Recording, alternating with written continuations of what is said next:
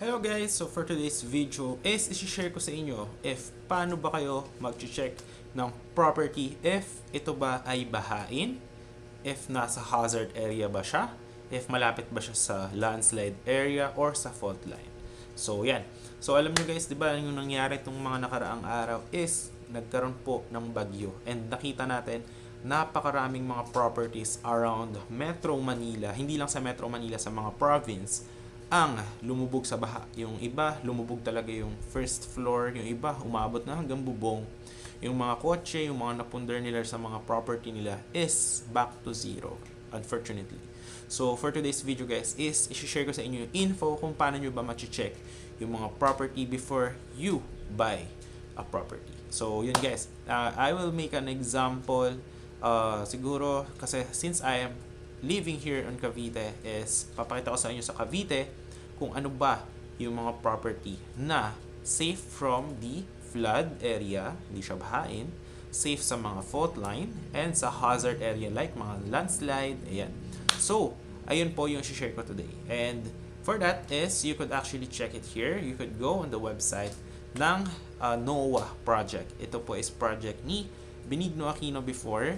Unfortunately is na-defunded na po siya. Hindi na siya na-funded after 2017. But it's still a good app. Actually, you could check it out on the website. Maganda pa din siya.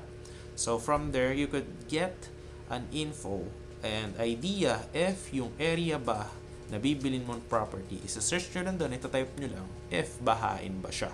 So, ipupunta ka na kayo sa app. So, please check this one. So, ayan guys, ito-type lang natin dito sa Google is Project NOAA. Ayan. Then, let's just click that one. Ayan. So, makikita nyo na dito. May iba-iba actually itong location. But, since I am living here on Cavite, is ito-type ko dito is Cavite. Ayan. So, search lang natin dito. Alright. Ayan. So, wait lang natin. Ayan. So, makikita nyo na dyan. Ayan, lumabas is Imus, no? So, ayan. Pag zoom out nyo siya, oops, just a moment. Teka lang, nagloko. Alright, so type nyo lang dito Cavite. Ayan. Okay, ayan. So, kapag check nyo po yan dyan, makikita nyo na yung high hazard level. Ayan, may mga red, di ba? Makikita nyo. Medium, low is yung yellow. Ayan, nakita nyo sa may mga binahado sa news. Ayan, Manila, Pasay, di ba? Ayan sa may mga Valenzuela, Caloocan, di ba? Mga bahain. Kasi malapit siya sa dagat. Ayan, yung Parañaque, Las Piñas.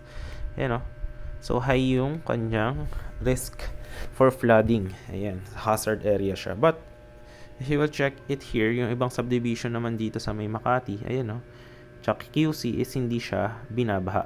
Ayan, sa Marikina, makikita nyo, di ba? Grabe yung baha dyan. Nung news, talagang umaapaw yung river, which is kasi malapit sila sa river and hazard area siya. Ayan, makikita nyo naman dito sa may map. Ayan. So, if you are looking for a property, I highly suggest i-check nyo muna to before you consider buying one. Kasi, sa future, is syempre, maapektuhan yung ating lifestyle. Kasi kung malubog yung house mo, buong bahay mo, mga pinundar mo dun, is mahirap po. Ayan, nakita nyo dito sa may Bacoor, di ba? Bahain din dyan. Nakita nyo naman sa news niya, di ba? Which is ako actually from Bacoor din ako. I grew up at Bacoor. Ayan. So, makikita nyo dito, ayan Ayan. So, yung iba dito, may mga subdivision, hindi siya bahain. Ayan. Tapos, yun dito guys, sa may Dasma. Ayan, sinasuggest ko siya.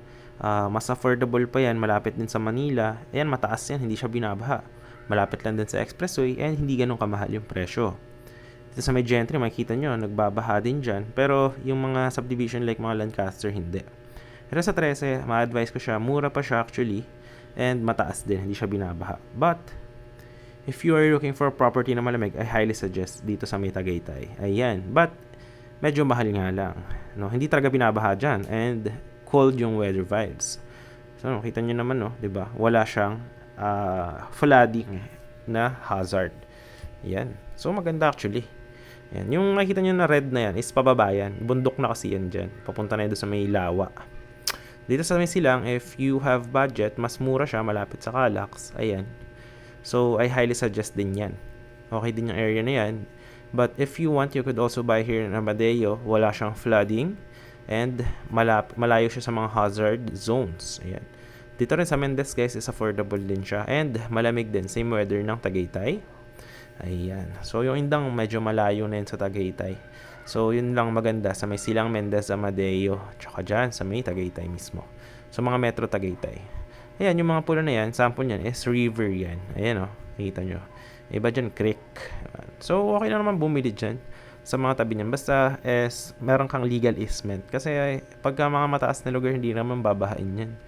Tsaka yung sa landslide naman, hindi naman like malambot yung lupa dyan sa mga area na yan. So matigas po yung lupa dyan. So yun lang naman yung aking sharing for today. Hope nakatulong ako. Check nyo lang dito yung area nyo. Kung saan nyo balak bumili, makita nyo naman dyan. Yan yung mga hazard level. So that's one thing na hope nakatulong ako sa inyo, no? If you will be checking out some properties.